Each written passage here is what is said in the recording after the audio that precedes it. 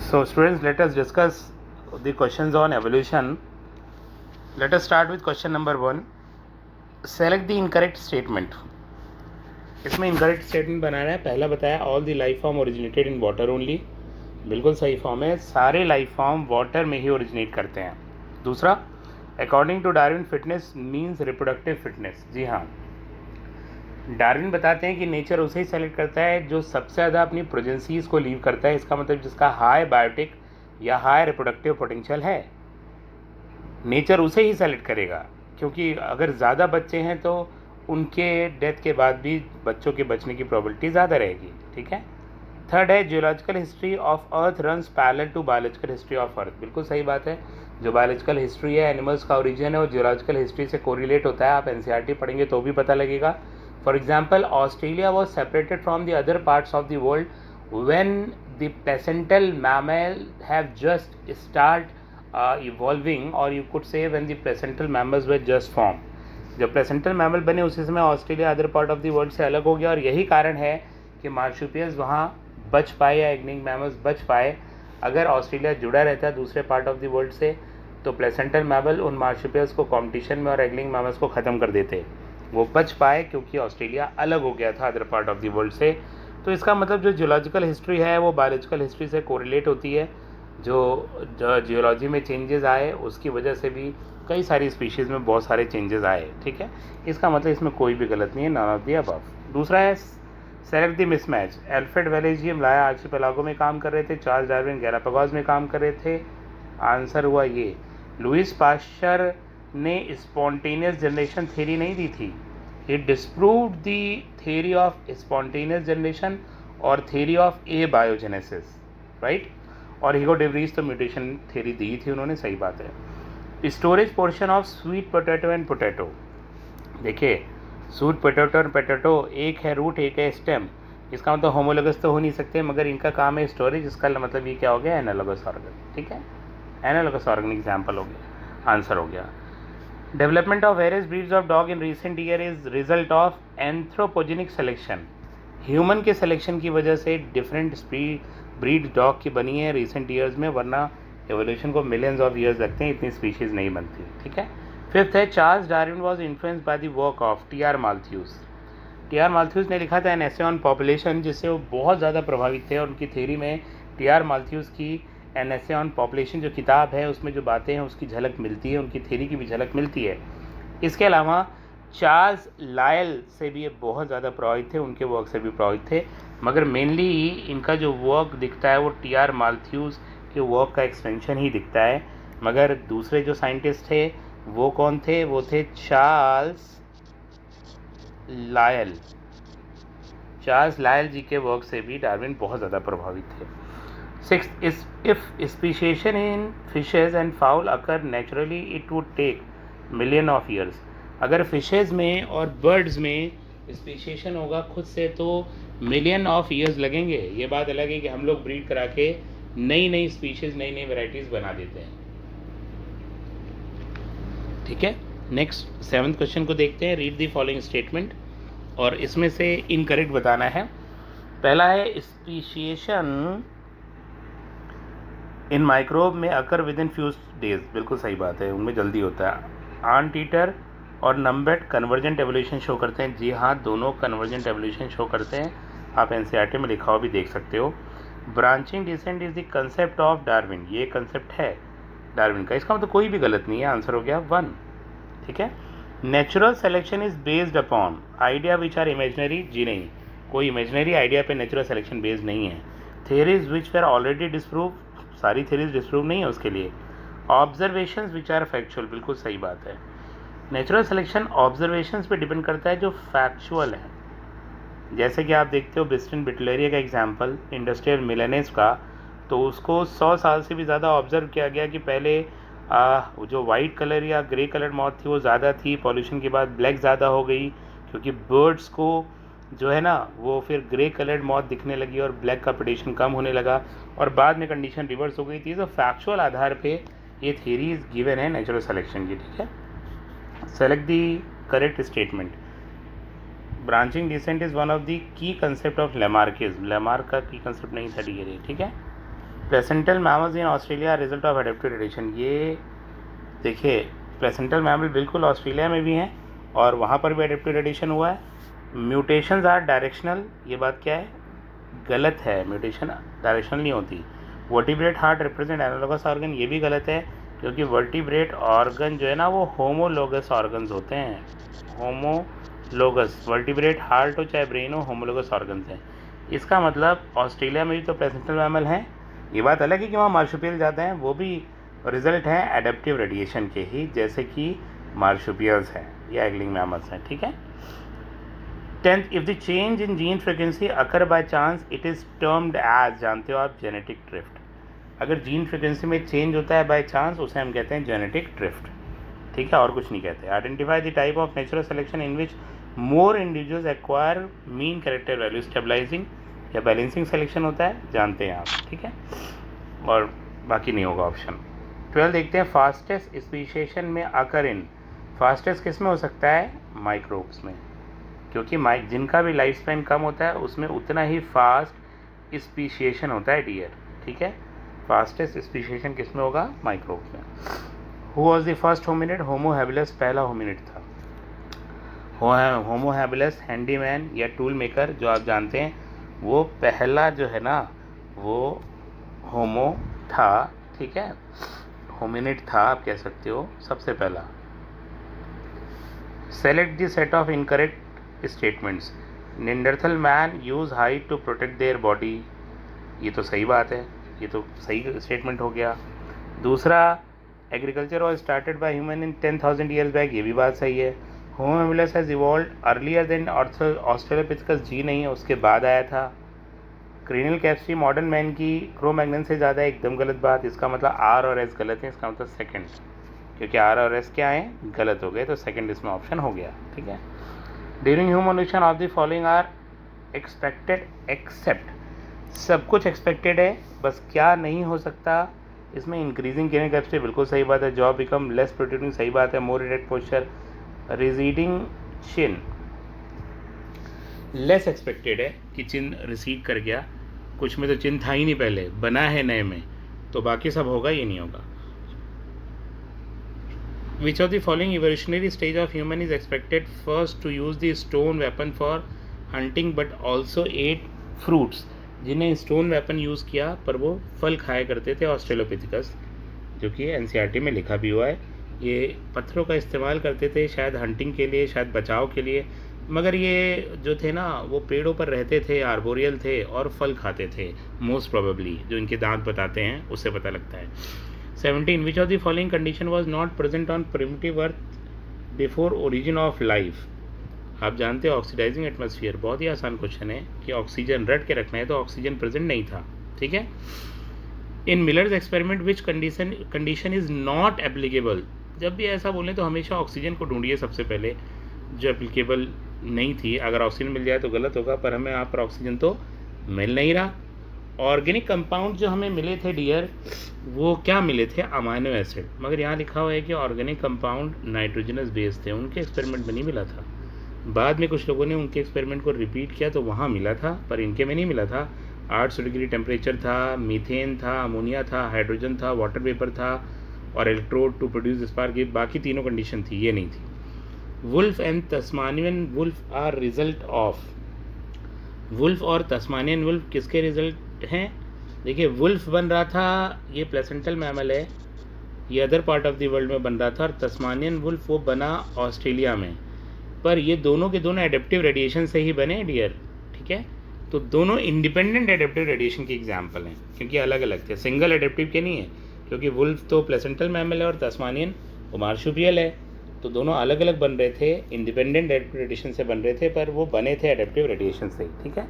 20, which of the following factor is not known to affect Hardy Weinberg equilibrium, इसमें से कौन सा Hardy Weinberg equilibrium को affect नहीं करता? ठीक है, रैंडम ब्रीडिंग, क्योंकि हार्डी वीनबर्ग के लिए तो रैंडम ब्रीडिंग होनी ही चाहिए, सेलेक्टिव ब्रीडिंग नहीं होनी चाहिए। म्यूटेशन अफेक्ट करता है, जेनेटिक रिकॉम्बिनेशन अफेक्ट करता है, नेचुरल सिलेक्शन भी अफेक्ट करता है। ठीक है। 21, which is correct about mutation, random in nature, random होती है, सही बात है। क्योंकि रैंडम इन नेचर होती है तो बिल्कुल सही बात है। दूसरा लिखा है डायरेक्शनल नहीं होती, नॉन डायरेक्शनल होती हैं। ग्रेजुअली नहीं होता, बहुत फास्ट होता है म्यूटेशन से। म्यूटेशन नेवर रिजल्ट स्पीशीशन, गलत बात है। कुछ म्यूटेशन तो इतनी लार्ज होती हैं कि एक बार में नई स्पीशी बना दे। तो आंसर हो गया 1। Which set of scientist have drawn similar conclusion independently while working on concept of evolution. देखिए डार्विन और वेलेस जी, ये दोनों ने सेम थ्योरी दी। चार्ल्स डार्विन वो गैलापागोस आइलैंड पे काम कर रहे थे, तो एल्फ्रेड वेलेस जी वो मलाया आर्चिपेलागो आइलैंड पे काम कर रहे थे, but they both reach to the same conclusion. ठीक है, 23rd देखते हैं। If a segment of population with already gene frequency migrated from the original population and result in speciation, then this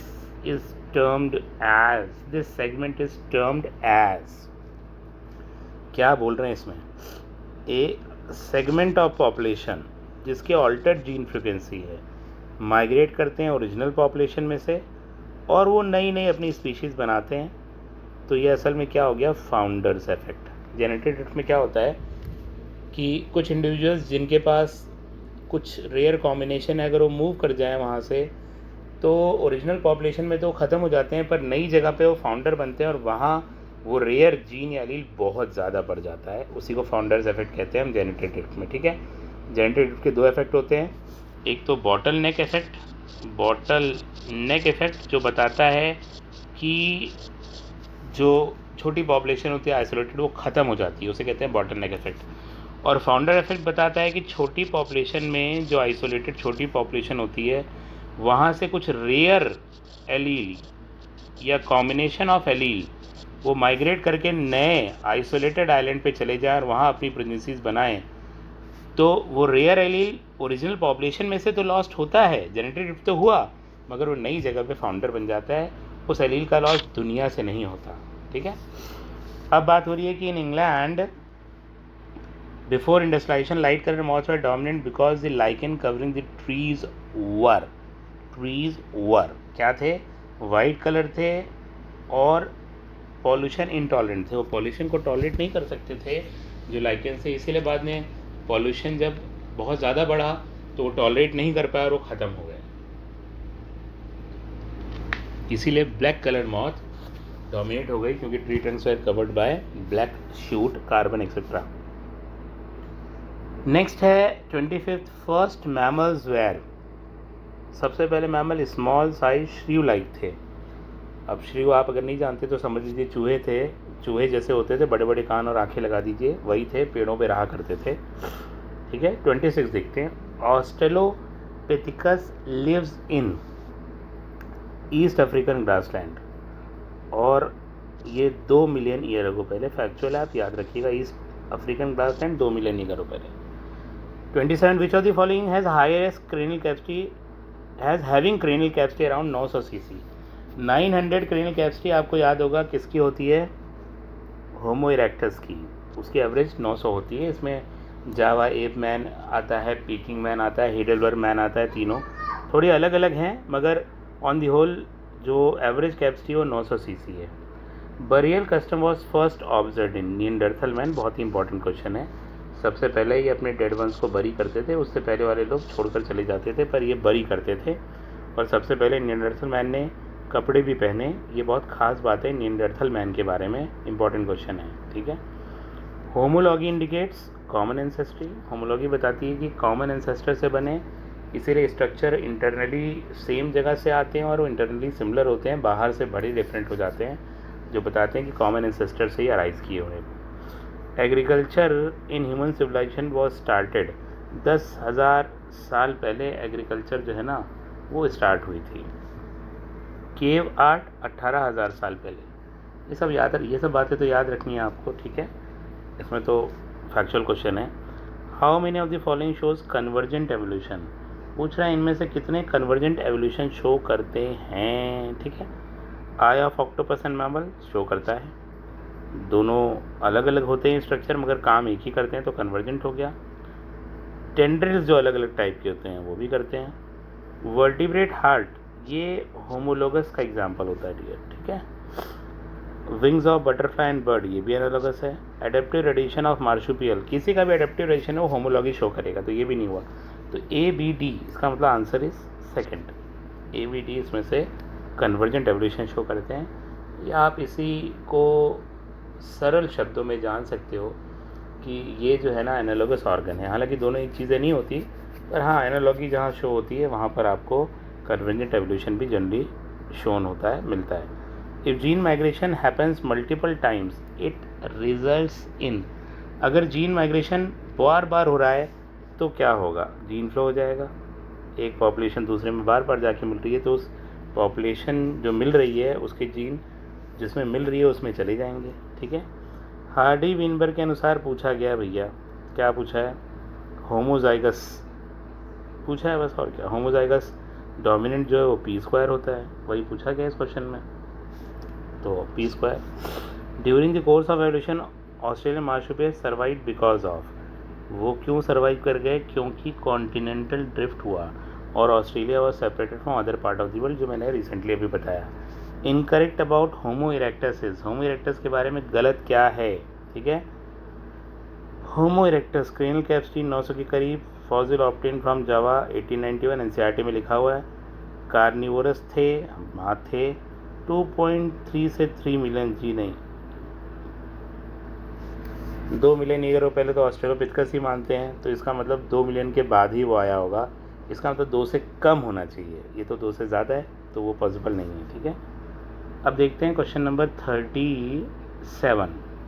the bones of forelimbs of whale, bat, cheetah, man are similar in structure because, similar हैं क्योंकि common ancestor से आए हैं। They share a common ancestry, यही answer होगा। Appearance of antibiotic resistance bacteria is an example of, क्या होता है, जैसे डीडीटी पहली बार यूज़ हुआ तो कई सारे मच्छर मर गए। कौन मर गए, जो डीडीटी रेजिस्टेंट नहीं थे, पर पॉपुलेशन में पहले से डीडीटी रेजिस्टेंट बैक्टीरियाज बचे थे, सेइंग बैक्टीरियाज मॉस्किटोज बचे थे, वो बचे और बाद में उन्होंने रिप्रोड्यूस किया और अपनी पॉपुलेशन को बढ़ाया। इसका मतलब pre existing variation in population. ठीक है। एंटीबायोटिक रेजिस्टेंस अचानक से पैदा नहीं हो गया, वो पहले से था ड्यू टू म्यूटेशन, बस उनको एडवांटेज नहीं थी। जब एंटीबायोटिक यूज़ किया जाता है तो एंटीबायोटिक रेजिस्टेंस बच जाते हैं, वही बचते हैं। Viviparity is considered to be most evolve because, ज़्यादा इवॉल्व कंसिडर किया जाता है वी पैरिटी को, क्यों, क्योंकि वी पैरिटी में क्या है, बच्चा वो मदर के पास ही रहता है, उसकी केयर ज़्यादा होती है। ये ऑप्शन हो जाएगा। The young ones are protected inside the mother's body and are looked after they are born, leading to more chances of survival, ज़्यादा चांस होते हैं सर्वाइवल के। एग ले करते हैं तो मदर उनकी केयर नहीं करती है, कोई भी खा सकता है, खासकर वाटर में, तो बात ही समझिएगा। 40 fossil are generally found in sedimentary rock, सबसे ज़्यादा फॉसिल सेडिमेंट्री रॉक में पाए जाते हैं। Which of the following selection is industrial minerals observed in moth. Industrial melanism जो है ना डियर, वो डायरेक्शनल सिलेक्शन का एग्जाम्पल है, क्योंकि एक टाइम पे या तो ब्लैक या तो वाइट एक को फेवर कर रहे थे, एक एलील को दूसरे को नहीं कर रहे थे। एक को अगर फेवर करें ज़्यादा, इंस्पाइट ऑफ दैट कि दोनों को फेवर करें, तो उस टाइम डायरेक्शनल कहते हैं। तो आंसर हो गया डायरेक्शनल सिलेक्शन। 42 से विच of the following example of link species. Low fish वो है, क्योंकि लो फिश वो फिशेज और एम्फीबियन का लिंक स्पीशीज है। ठीक है। 43rd को देखते हैं ज़रा। ठीक है। According to discovery made in 1980, RNA can act as enzyme and assemble new RNA molecules और RNA template. Which of the following statement is not proved by this? तो जब RNA को पाया गया कि RNA एंजाइम की तरह भी काम कर सकता है, जेनेटिक मटेरियल की तरह भी, तो कई सारे लोग ये मानने लगे कि पहला लाइफ फॉर्म वो RNA का बना होना चाहिए, ना कि केवल प्रोटीन और पॉलीसेकेराइड का। और दो अलग अलग धाराएं बन गई। एक प्रोटीन पॉलीसेकेराइड कहते थे, वो कहते थे कि RNA इतना कॉम्प्लेक्स मॉलिक्यूल है जो कि आसानी से बन ही नहीं सकता शुरू में, और दूसरों का कहना था कि बिना RNA के लाइफ बन ही नहीं सकती। RNA बना होगा क्योंकि एंजाइम की तरह भी काम करेगा, जेनेटिक मटेरियल की तरह भी काम करेगा। तो वो लोग ये कहने लगे कि भाई कोसर्वेट शायद फर्स्ट फॉर्म ऑफ लाइफ नहीं है, क्योंकि कोसर्वेट में प्रोटीन और पॉलीसेकेराइड ही होते हैं, RNA तो था नहीं, तो कोसर्वेट शायद फर्स्ट फॉर्म ऑफ लाइफ नहीं है। ऐसी बात प्रूव होती है इस बात से। पहला ऑप्शन क्या है, coacervate may not have been the first step in evolution of life. ये पहला ही स्टेटमेंट जो बोल रहा है वो सही है। ये क्वेश्चन में पूछ रहे हैं कि कौन सा इससे प्रूव नहीं होता। पहला तो प्रूव हो गया कि शायद कोसर्वेट नहीं थे, क्योंकि कोसर्वेट में RNA नहीं होता। पर as the first macromolecule was RNA। हाँ, यही तो मान रहे हैं लोग कि पहला मॉलिक्यूल RNA होना चाहिए। Coacervate at the basis of first cell, ये बात गलत हो गई फिर, क्योंकि कोसर्वेट को तो मान ही नहीं रहे, क्योंकि कहते हैं फर्स्ट सेल का बेसिस तो RNA होना चाहिए। ठीक है, बाकी चौथा भी सही है और आप समझ गए इतनी बातें करने के बाद। Aggregates of artificial produce prebiotic molecules are called as, उन्हें हम प्रोटोबायोंट्स कहते हैं। प्रोटोबायोंट्स में कोसर्वेट भी आते हैं, माइक्रोस्फेयर भी आते हैं, दोनों ऑप्शन है, परंतु एक तो चुन नहीं सकते। जब एक ही चुनना है तो दोनों को मिला के हम क्या कहते हैं, प्रोटोबायोंट। बिल्कुल सही। Archaeopteryx is a missing link between birds और रेप्टाइल, बताने की जरूरत नहीं है, रेप्टाइल्स एंड बर्ड्स, तो ऑप्शन हमें बर्ड्स और रेप्टाइल मिला, हम उसको लगा देते हैं। अगर यहीं पे रेप्टाइल्स एंड बर्ड्स मिलता तो वो और सही होता है, क्योंकि रेप्टाइल से बर्ड बनी है, बर्ड से रेप्टाइल नहीं बने। ठीक है, पर ये भी सही है, पर कभी कभार कन्फ्यूज़ करने की एग्जामिनेशन में जो है ना, और टीचर्स चालाकी कर जाते हैं। ठीक है, रिकैप्सुलेशन थ्योरी वाज गिवन बाय, जानते हो, बायोजेनेटिक लॉ हिकल ने दिया था, उसे रिकैप्सुलेशन थ्योरी कहते हैं। गिलक्राफ्ट और नोटोकॉर्ड एम्ब्रियोनिक स्टेज में आते हैं हर वर्टिब्रेट के, फिशेस टू मैमल। ये किस थ्योरी को सपोर्ट करता है, तो इसी थ्योरी को सपोर्ट करता है, रिकैप्सुलेशन थ्योरी को। वही तो बताता है कि सभी में है। Choose the wrong statement regarding Hardy Weinberg principle. हार्डी-विन के बारे में गलत स्टेटमेंट बताना है। मैं आपको बता दूं गलत स्टेटमेंट इसमें ना, ये तो गलत है चौथा एकदम। जेनेटिक रिकॉम्बिनेशन मेंटेन नहीं करता हार्डी-विनबर्ग को, तो उसके खिलाफ है। 5 फैक्टर लगेंगे तो हार्डी-विनबर्ग ट्यून कभी लगेगा ही नहीं, वो आप जानते हो 5 फैक्टर क्या क्या है। बाकी सारी बातें सही हैं। एलईडी फ्रीक्वेंसी का सम 1 होता है, वेरिएशन जेनेटिव के रिजल्ट से फ्रीक्वेंसी चेंज करती है एलील में। ठीक है, natural selection can lead to stabilisation, direction changes, तो सब हो सकता है, पर ये नहीं हो सकता। ठीक है, 49 देखते हैं। 5 factor are known to affect Hardy Weinberg, find the 5 factors. अभी उनकी बात हो ही रही थी, 5 फैक्टर भी नहीं याद है तो फिर से याद हो जाएगा आपको। 5 फैक्टर इसमें से हैं ABDFG। ए जेनेटिव, बी नेचुरल सिलेक्शन, ठीक है, D mutation, gene migration, F, ठीक है, और जेनेटिक रिकॉम्बिनेशन। ये 5 फैक्टर यहाँ पे दिख रहे हैं साफ साफ। ठीक है, the process of evolution of different species in a given geographical area starting from a point and attitude. आप जानते हो किसकी बात हो रही है, NCERT की लैंग्वेज है, और मुझे लगता है आपने 10 बार अब तक पढ़ लिया होगा NCERT।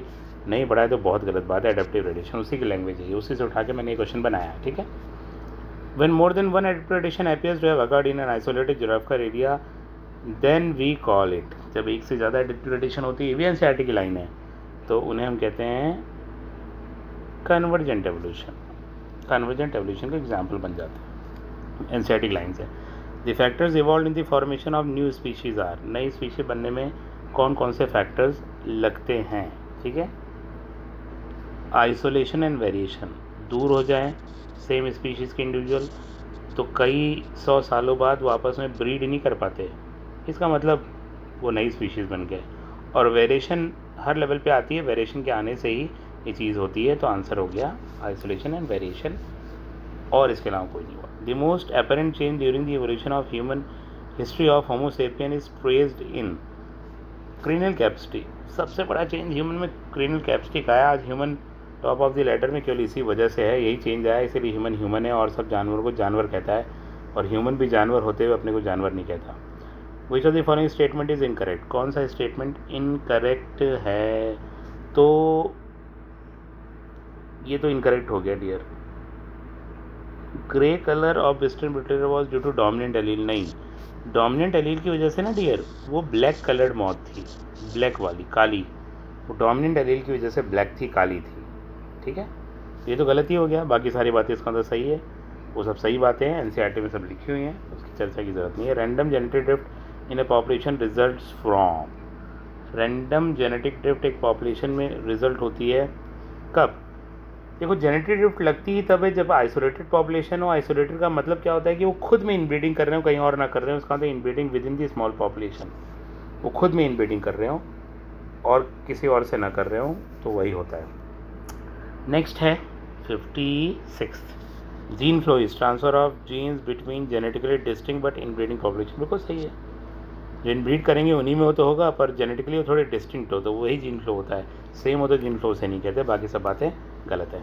The smallest cranial capacity is that of, इनमें से सबसे कम क्रीनियल कैपेसिटी किसकी है? आप जानते हो इसमें जावा मैन की है सबसे कम, मतलब होमो इरेक्टस है 900 सीसी के करीब है, निएंडरथल मैन की 1450 है, क्रो मैन की 1650 है, मॉडर्न मैन की आप 1400 मान सकते हो, निएंडरथल से भी थोड़ी कम होती है, और जावा की एवरेज 900 सीसी सबसे कम उसी की है। Correct order in evolution history of man 58 question को देखिए। तो Peking man, Heidelberg man, Neanderthal man, Cro, दूसरा सही है, ये ऑर्डर है।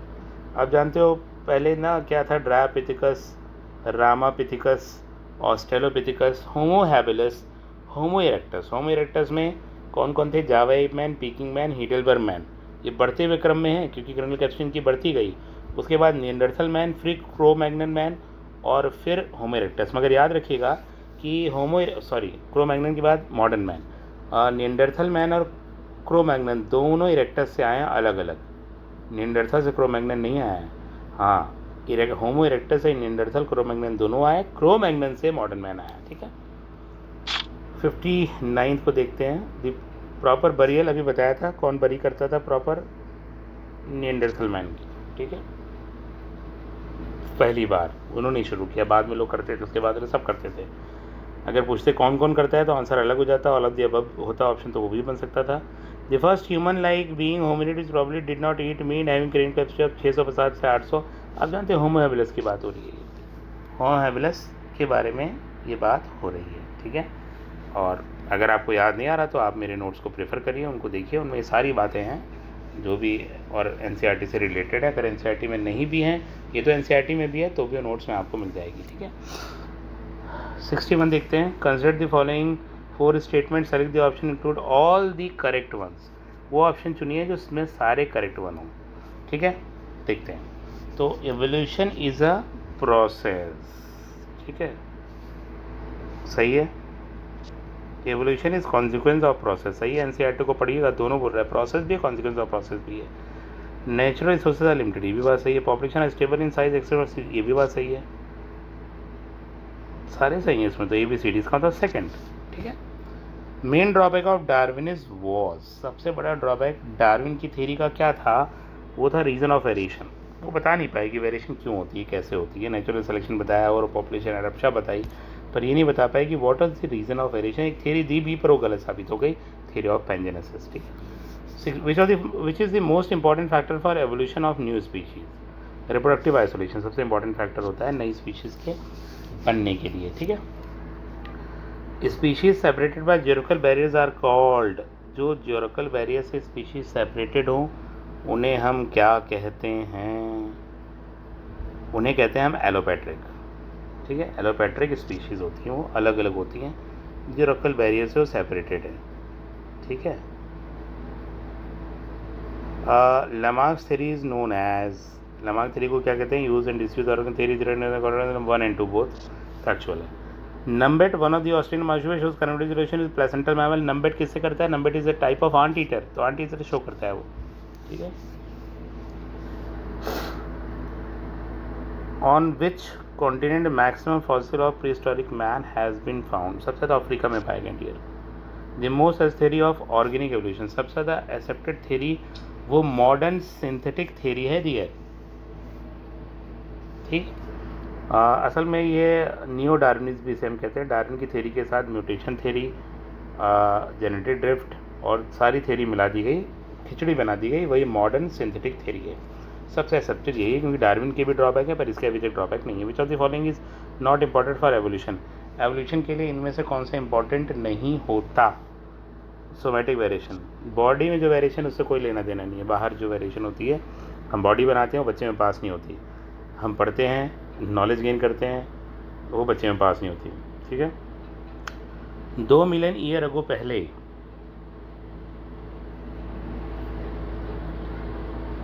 कौन आया था जानते हो? ईस्ट अफ्रीकन राष्ट्रमंडल में ऑस्ट्रेलोपिथिकस था भैया। 500 सीसी क्रेनियल कैपेसिटी थी उसकी, बात ही खत्म। ठीक है, Australopithecus 500 CC capacity. Sickle cell anaemia has not been able to Africa population because of, क्यों नहीं हुई? क्योंकि वो जो है ना, वो इम्यूनिटी प्रोवाइड करती है मलेरिया के लिए। और सिकल सेल एनीमिया वो आप कह सकते हो स्टेबलाइजिंग सिलेक्शन का भी एग्जाम्पल होता है। सिकल सेल किसका एग्जाम्पल होता है? स्टेबलाइजिंग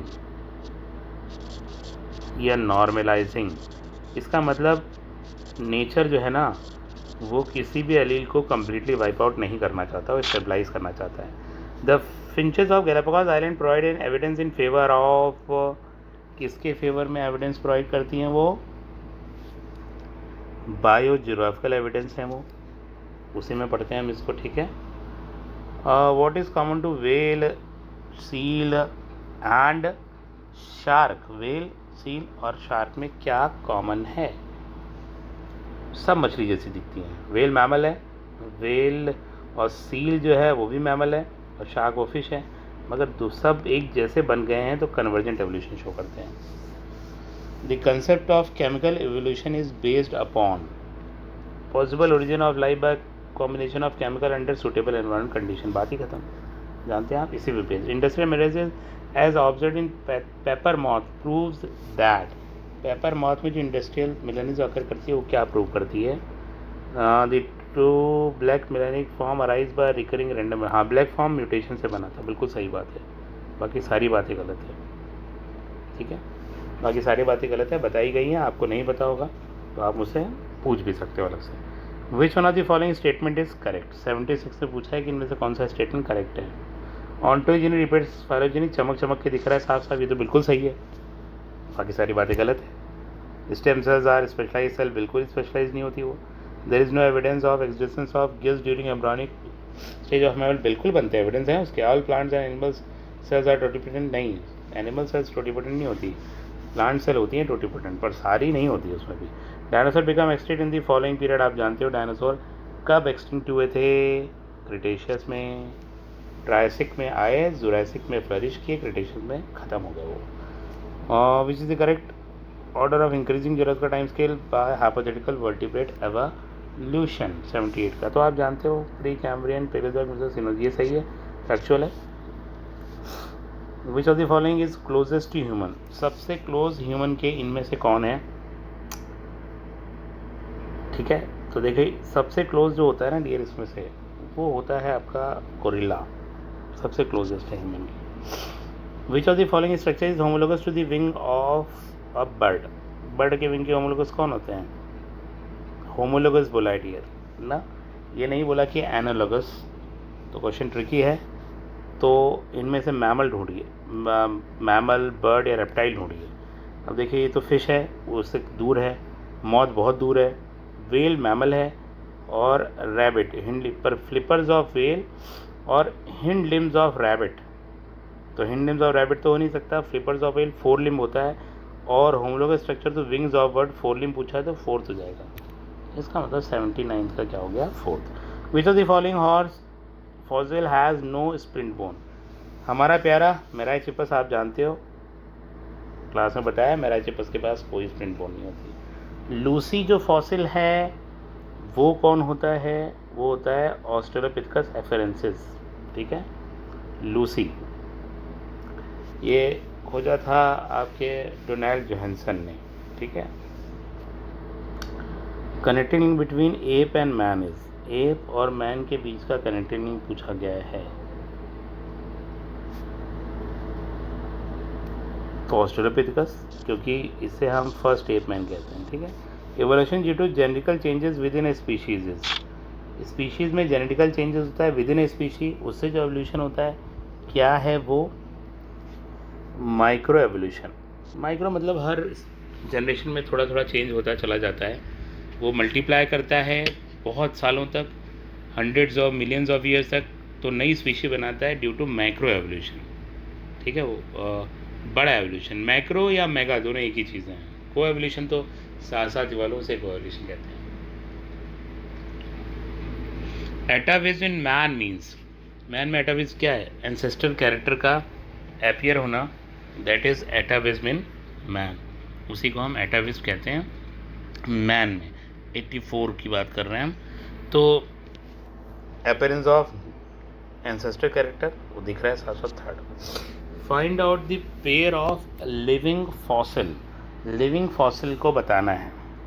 देखते हैं, स्फिनोडॉन और लेटमेरिया लिविंग है आज, ये दोनों लिविंग है। बाकी में आर्कियोपेट्रिक्स वो लिविंग होता नहीं है, यहाँ भी है लिविंग नहीं है, ठीक है। सीमोरिया भी लिविंग नहीं है, तो और किडना तो है ही नहीं, तो इसका मतलब आंसर ये हो गया।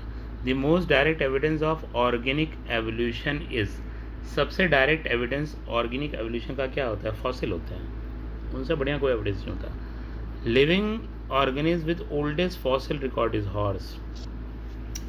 इन सब में जितने भी एग्जाम्पल दिए उसमें हॉर्स जो है ना वो सबसे पहला, सबसे पुराना है, ठीक है।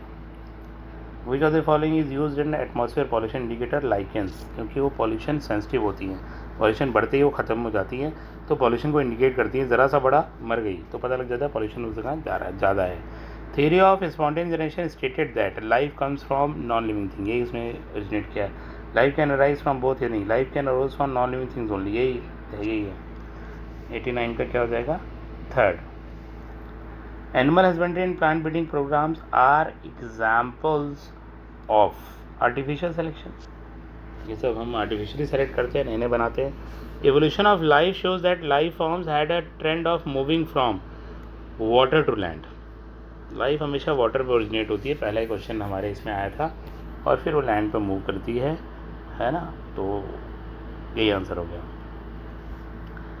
स्टेनले मिरर के बारे में कहा गया है, लैब में उन्होंने एक्सपेरिमेंट किया, क्या किया, कैसे किया, सारे स्टेटमेंट पढ़िए, समझ में आ जाएगा कि उनकी कंडीशन क्या थी, सही क्या थी। कंडीशन क्रिएटेड इंक्लूड, उन्होंने क्या कंडीशन की? High temperature, volcanic storm, reducing atmosphere continuous, ठीक है। लो टेम्परेचर नहीं, हाई टेम्परेचर था, volcanic storm, non reducing atmosphere, आप जानते हो यही सही है। फोर्थ, इसमें सारी बातें सही हैं जो बता चुके हैं पहले भी। The two key concept organ of evolution are, जानते हो ना, नेचुरल सिलेक्शन और ब्रांचिंग डिसेंट। थर्ड, इसमें बताने की ज़रूरत ही नहीं है, ठीक है। 94 देखते हैं। Stanley Miller observe the formation of dash, amine acid बनी थी उसमें, एनसीईआरटी में भी लिखा हुआ है, बताने की बहुत ज़रूरत नहीं है इसमें, ठीक है।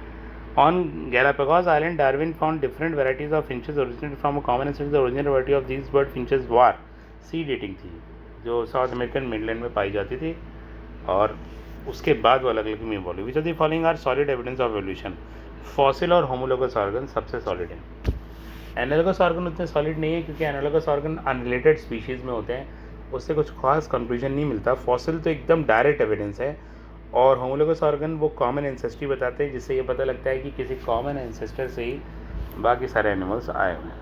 90 mark the incorrect statement regarding the animal shown in the adjacent figure. NCERT का डायग्राम है, कॉमन एंसेस्ट्री को शो करता है, डाइवर्जेंट एवोल्यूशन को शो करता है, होमोलोगस ऑर्गन को शो करता है, ठीक है, और सब अलग अलग फंक्शन के लिए इवॉल्व हुए, ये शो करता है। चौथा गलत हो गया इसमें, फोर्थ गलत हो गया, फोर्थ इज़ द आंसर, बाकी सारे सही हैं, सब शो करता है, जो मैंने बोला वही चीज़ें हैं उसमें। First life form on earth was chemo heterotroph, क्योंकि केमिकल बहुत बिखरे पड़े थे, वो थे। एम्बियस और डोमिनेंट ड्यूरिंग कार्बोनिफेरस पीरियड में एम्फीबियंस डोमिनेंट थे, गोल्डन एज ऑफ एम्फीबियंस होती है कार्बोनिफेरस पीरियड। एक्चुअल क्वेश्चन है, which of the following is the correct sequence of events in the origin of new species according to Darwin? Sequence बताना है Darwin के अनुसार कि नई स्पीशीज कैसे ओरिजिनेट करती हैं। ये सीक्वेंस आपने लिखा होगा, high rate of reproduction, struggle for existence, variation, survival of the fittest and inheritance, natural selection. Which of the following animal shows adaptive radiation based on locomotion? चीता, कंगारू, मोल, ये इसमें दिख रहा है, ये आया हुआ क्वेश्चन है, लोकोमोशन के लिए ये लोग शो कर रहा है radiation. About how long ago was the earth form? Earth 4.6 billion year ago, दिख रहा है आपको। 103 first form of life have come from pre existing non living organic molecule like RNA, protein and formation like chemical reaction was produced by. किसने दिया था ये theory? Factual question है, आप जानते हो, ओपनर हेल्डेन की बात हो रही है। How many statements are correct? इसमें बताना है कि कितने स्टेटमेंट्स इसमें से करेक्ट हैं, तो हम देख लेते हैं कौन कौन सा इसमें से करेक्ट है। The universe is 20 billion old, सही है। Earth 4.5, no atmosphere on early earth, ये भी बात सही है, नहीं था। 500 मिलियन ईयर आफ्टर फॉर्मेशन, ये भी सही है। एंसेटिक लाइन है लाइफ, लेकिन सारे सही हैं इसमें, ऑल आर करेक्ट। इसमें तो पाँचों करेक्ट हैं, इसका मतलब 5 करेक्ट हैं। 104 का क्या हो गया? 5।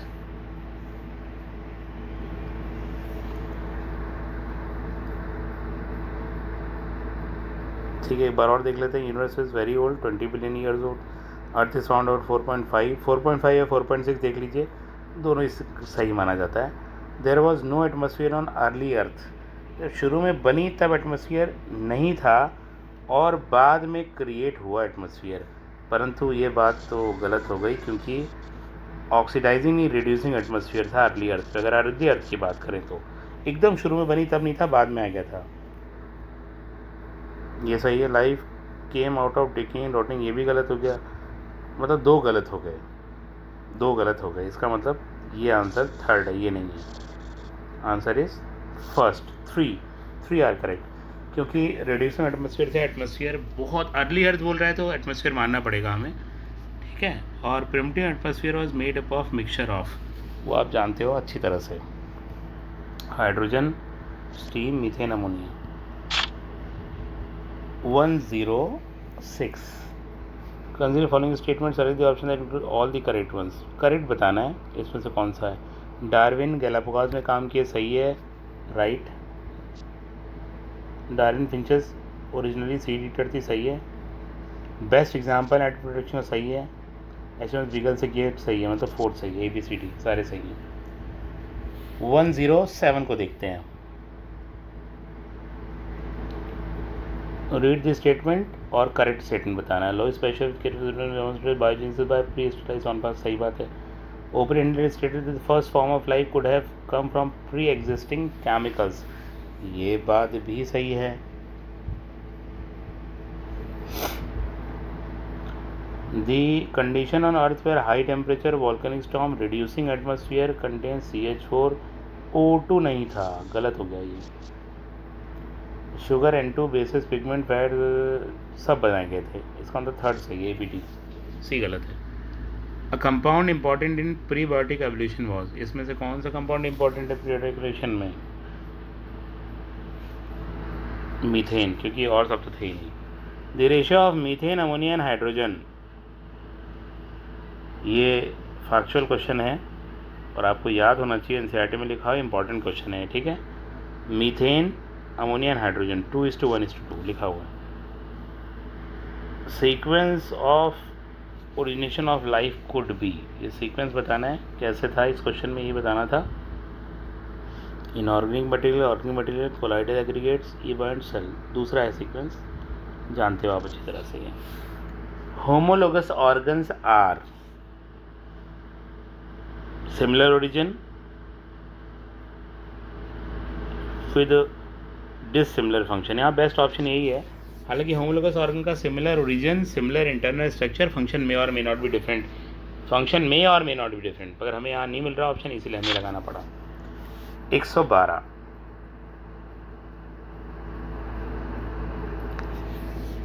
इन evolution the stages can be made at molecular level, for example the protein present in, ठीक है, मॉलिक्यूलर लेवल पे बात कर रहा है, ठीक है। These are the example one specify refer to as, इसका मतलब यहाँ पर जब हम केमिकल्स को देख रहे हैं तो सीधी सी बात है कि हम मॉलिक्यूलर लेवल पे बात कर रहे हैं और रिलेटेड केमिकल्स को ढूंढ रहे हैं। रिलेटेड का मतलब होमोलॉजी, तो मॉलिक्यूलर होमोलॉजी कह सकते हैं। ड्यूरिंग केमिकल एवोल्यूशन की biological components were synthesised in the atmosphere, in the ocean, ocean में बनाए गए। जितने भी कंपोनेंट्स हैं वो कहाँ बनाए गए? ओशन में। In which era reptiles were dominant, Mesozoic में, फैक्चुअल क्वेश्चन है। Presence of gills in the tadpole of frog indicates that कि फ्रॉग फिशेस से हैं और क्या, गिल्ड एंसेस्टर्स से हैं। Frog evolve from gilled ancestors. According to cosmozoic theory life came to earth in the form of, किस form में आई? वो गैम्यूसीड, सबके फॉर्म में आई, ये सारी बताती हैं। First non cellular form could have originated 3 billion और cellular form 2 billion. Basic unit of evolution is population, evolution की बेसिक यूनिट पॉपुलेशन है, ठीक है, एवोल्यूशन की। पर नेचुरल सिलेक्शन की बेसिक यूनिट क्या होती है? इंडिविजुअल। नेचुरल सिलेक्शन इंडिविजुअल पे एक्ट करता है। One of the following is known as age of mammals, Cenozoic era is the age of mammals. Fossil के बारे में बात हो रही है। Replacement of original hard part और even the soft tissue by organism by mineral, petrifaction कहते हैं उसको आप। Which of the following does not illustrate the phenomena of natural selection, इनमें से कौन सा नेचुरल सिलेक्शन को इलस्ट्रेट नहीं करता? Artificial breeding. खुद से कराया तो कहाँ natural selection. Excreta produced as fossil is known as coprolite era, ये सब फैक्चुअल है। रेट और appearance of new life form is link to life span, जितना कम लाइफ स्पैन होगा उतनी जल्दी लाइफ फॉर्म आएंगे। ये डार्विन ने बनाया था और ये one of the novelties of Darwin है, ये नया पेन है डार्विन की थ्योरी में। बाकी ज़्यादातर चीज़ें पुरानी ही थी, उन्होंने पढ़ी थी, उसको नए फॉर्म में बताया था। लेम्यूर और स्पॉटेड कस्कस कन्वर्जेंट एवोल्यूशन के एग्जाम्पल हैं। Pelagosaurus and Therapsids वर साइनेप्सिड्स को बिलोंग करते हैं। सॉरप्सिड्स में रेप्टाइल्स वगैरह आते हैं, साइनेप्सिड्स में मैमल्स आते हैं। तो पेलाकोसोरस, थेराप्सिड के बाद मैमल आए, ठीक है। पेलाकोसोरस, फिर थेराप्सिड के बाद मैमल्स, ठीक है। The fish like reptile which appeared 200 million year ago, NCERT में लिखा हो एथियोसोरस। फिश लाइक रेप्टाइल था। अगर एक फिल्म है जुरासिक वर्ल्ड नहीं आई है, उसको अगर आपने देखा हो, मतलब डायनासोर वाली जो फिल्में बनी थी उनमें सबसे नहीं है, जुरासिक पार्क पहला पार्ट था, तो उसमें शुरू में एक फ़िश बाहर आती है और कुछ खा के अंदर चली जाती है, बहुत बड़ी सी फिश थी, असल में फ़िश नहीं थी और रेप्टाइल था। 128 विच of the following was discovered in Ethiopia and Tanzania. Man like fossil थे, मैन लाइक बोन्स डिस्कवर हुई थी इथियोपिया तंजानिया में, अकॉर्डिंग टू एनसीईआरटी, उसकी लैंग्वेज है। Common origin of man and chimpanzee is best shown by chromosome number. Chromosome number में बहुत ज़्यादा similarity है, वही इंपॉर्टेंट बात है। लीडर पर replica breeding experiment explain the mutations are pre adaptive, पहले से होती हैं। लीडर पर का एक्सपेरिमेंट यही बताता है, और वो तभी दिखती हैं when they are expose to new condition where those mutations are adaptive, those mutations are helpful. According to Hardy Weinberg sum total of all the elements is equal to 1। पहले भी एक क्वेश्चन में हिंट मिल ही गया था पहले, अगर आपको वो आता होगा तो कर लेंगे। अगर ये नहीं पता है तो पहले वाला भी गलत होता है, ये भी गलत होता है। एग्जाम में भी ऐसा होता है कि कभी कभार हमें एक बात नहीं पता होती, उससे हमारे 2 या 3 क्वेश्चन गलत हो जाते हैं, तो हर बात पता करना बहुत ज़रूरी है, स्पेशली बायोलॉजी में, ठीक है।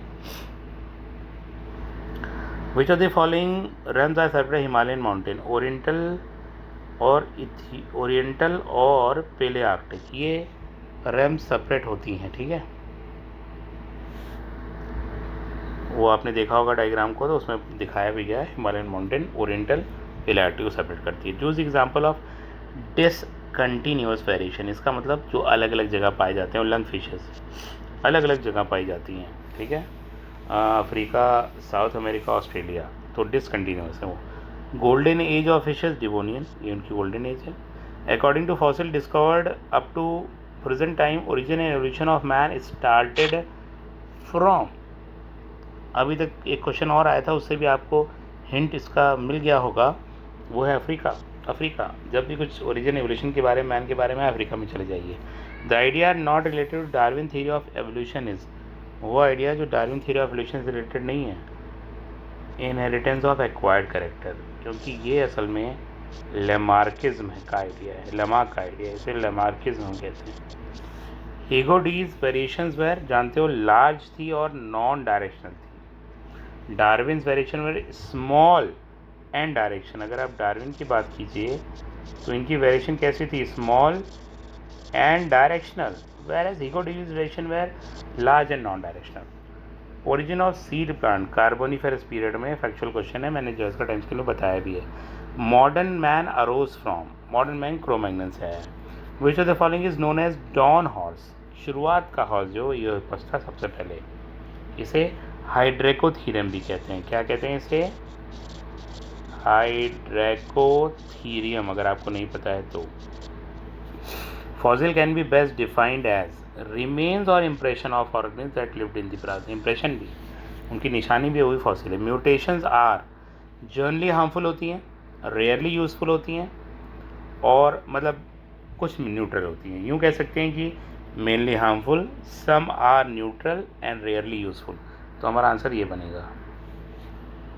ज़ूस्टेरोफाइलम अरोज फ्रॉम, ये एनसीईआरटी का फिगर को देखेंगे तो उससे पता लगेगा, ट्रैक्योफाइट एंसेस्टर से अरोज किए थे, ठीक है। Sickle cell anaemia is an example of, अभी मैंने एक एक्सप्लेनेशन में बताया भी था कि डायरेक्शन का एग्जाम्पल होता है ये। Saltation means single step large variation, उसी को हम कहते हैं saltation, single step large variation. ओह, 2 ऑप्शन हो गए इसमें, सिंगल स्टेप लार्ज वेरिएशन, इसका मतलब both 1 and 2 are correct. There is no life on moon due to absence of water, अगर वाटर होता तो ज़रूर लाइफ होती। Forthcoming generation are less adaptive than previous generation due to natural selection. अब ये question है, बहुत से बच्चे पूछते हैं कि सर नेचुरल सिलेक्शन से तो अच्छा होता है। बिल्कुल ऐसा किसी ने नहीं कहा, डार्विन ने नहीं कहा। नेचुरल सिलेक्शन हमेशा अच्छे प्रिंसिस बनाएगा, ऐसा कहीं नहीं लिखा हुआ। नेचर सेलेक्ट उसे करेगा जिसका हाई बायोटिक पोटेंशियल होगा, वही नेचर में सर्वाइव करेगा, भले उसके बच्चे गधे हों। पर जिसके 10 बच्चे हैं और किसी अच्छे आदमी के, बहुत ही ज्ञानी और पावरफुल आदमी के एक बच्चा है, चांसेस किसके सर्वाइवल के ज़्यादा हैं? गधों के, क्योंकि गधे के 10 बच्चे हैं। वो अच्छे नहीं हैं, मगर एक के मरने के चांसेस ज़्यादा हैं और 10 में से कुछ मरेंगे तो भी बच जाएंगे। इसका मतलब अगर कम एडेप्टिव हैं फोर्थ कमिंग जनरेशन, तो may be because of natural selection. बहुत सारी कम एडेप्टिव वाली भी फेवर कर लेता है नेचर। नेचर हमेशा अच्छे को फेवर नहीं करता, नेचर किसी को भी फेवर कर सकता है, दैट डिपेंड्स अपॉन नेचर। बुरे को भी फेवर कर सकता है, हाई रिप्रोडक्टिव पोटेंशियल होना चाहिए उसका। Reason of fast speciation pregnant crop is due to polyploidy. Polyploidy की वजह से स्पेसिएशन होता है, बॉटनी में आपने पढ़ा होगा इसको, ठीक है। 149 देखते हैं। At a particular locus frequency of A is 0.6 and small A is 0.4, what with the frequency of heterozygote in random mating population. तो हार्डी विनबर से करना है, तो हेटेरोजाइगोट पूछा है, उसमें क्या है, फ्रीक्वेंसी दी है 2 into 0.6 into 0.4, 6 4 24, 24 into 2 is equal to 48.48। This is the frequency of heterozygote. कितना आसान है। Most accurate method of fossil dating electron spin resonance method. ये सबसे जो है नया मेथड है और सबसे स्पेसिफिक मेथड है, सबसे अच्छा मेथड है। अगर डेटिंग की बात आती है तो उसमें यही पूछा जाने वाला है और कोई पूछा नहीं जाएगा, ठीक है। So this is out about the evolution, questions of evolution. We have discussed 150 questions and they are sufficient to understand the evolution. If you didn't have revised the evolution, then also when you have done this paper, when you've gone through the paper, gone through the explanation of this paper, I think you will be able to do all the question in the examination, NEET examination. All the best. Thank you very much.